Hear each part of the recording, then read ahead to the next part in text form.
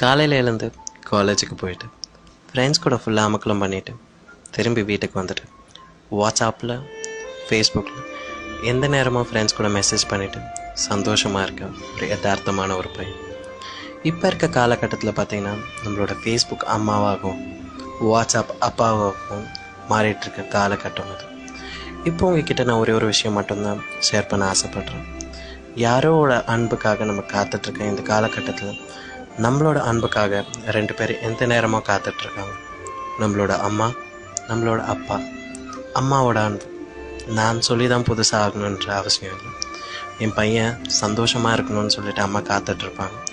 அந்த நேரத்தில் வாட்ஸ்அப்பில் ஒரு குரூப்பில் வந்து ஒரு ஃபன்னி டெக்ஸ்ட்டை பார்த்துட்டு நம்ம சிரிச்சிட்ருப்போம்.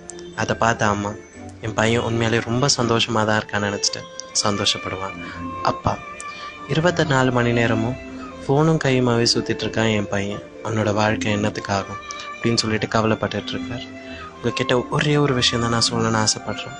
நம்மளோட வாழ்க்கையோட முக்கால்வாசி மணி நேரத்தை நம்மளோட சோஷியல் நெட்வொர்க்கில் தான் நம்ம ஸ்பெண்ட் பண்ணுறோம். இன்றைக்கி ஒரு முடிவெடுங்க. டெய்லி ஒரு 5 நிமிஷம் அம்மா கூட உட்காருங்க.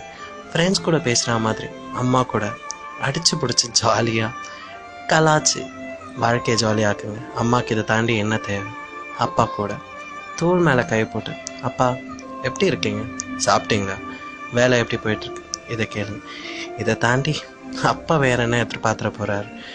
நம்மளுக்கு அம்மா அப்பா இருந்தோம், அவங்களோட அன்பை நம்ம சரியாக யூஸ் பண்ணிக்கிறதில்ல. நிறைய பேர் அப்பாவோடையும் அம்மாவோட அன்பையும் மிஸ் பண்ணிகிட்ருக்காங்க. இல்லாத டைமில் ஃபீல் பண்ணுறதோட இருக்கிறப்போ அதோட உணருங்க. அவங்க கூட டெய்லி ஒரு 5 நிமிஷம் ஸ்பெண்ட் பண்ணுங்கள், அவங்க கூட பேசுங்க. இது என் அப்பா அம்மாவுக்கு நான் இன்றைக்கி எடுக்கிற முடிவு. தேங்க்யூ. லவ் யூ அம்மா. எப்போவுமே லவ் யூ அப்பா.